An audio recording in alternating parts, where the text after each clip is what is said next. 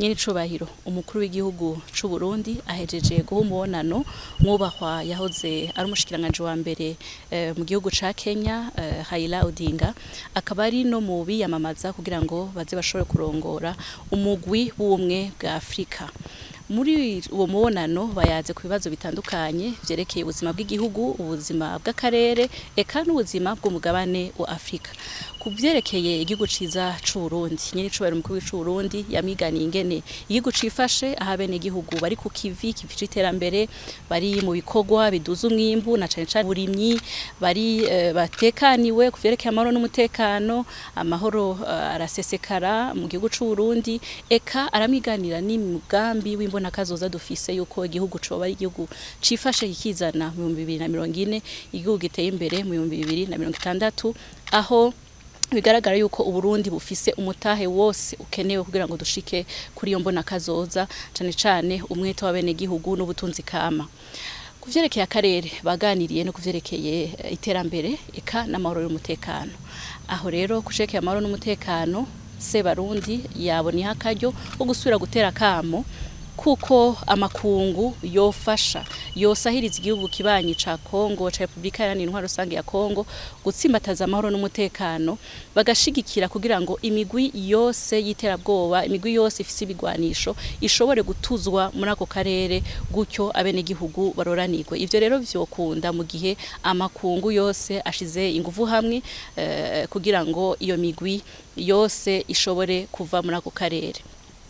Kuvyerekeye umugabane wa Afrika naho nyene yashimangiye yuko Burundi bwifadikanije n'ibindi bihugu vyose bwo ku mugabane kugira ngo dushike kuri yambo na kazoza y'umugabane wa Afrika 2063.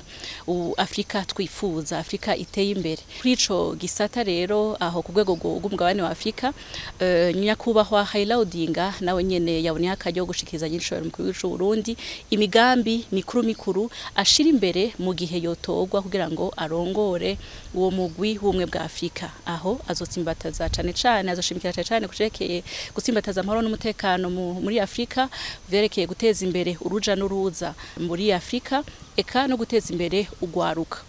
Kugwaruka rero yagize amahirwe kuganira na nyene icubahiro umukuru w'igihugu c'u Burundi cyane cyane ko musanzwe muzi yuko ari umuhizi yatowe ku rwego rwa Afrika kugira ngo nk'umuhizi w'umugambi w'ugwaruka amahoro n'umutekano. Sebarundi yabonye akaryo ko gutanga uburorero bw'ingene ugwaruka rw'u Burundi uno munsi rubayeho ruriko ruriteza imbere kuko gwijukiye imigambi y'iterambere, gwijukiye amakoperative, gwijukiye ibikorwa biduza umwimbu.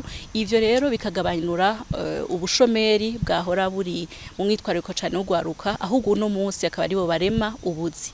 Mu kiyago cose rero bagize ahanini bayaze bashira hamwe yuko imbona kazoza ari ime yuko Afrika itera imbere, eka na Sebarundi arasubira ashimangira yuko Uburundi bwiteguye gushira hamwe inguvu n'ibindi bihugu kugira ngo Afrika itera imbere, Afrika igire amahoro, Afrika ishobore gushika ku rundi rwego aho turima tukimbura tugahingura ibitandukanye tukiteza imbere, umunyafrika wese akabaho aroraniwe.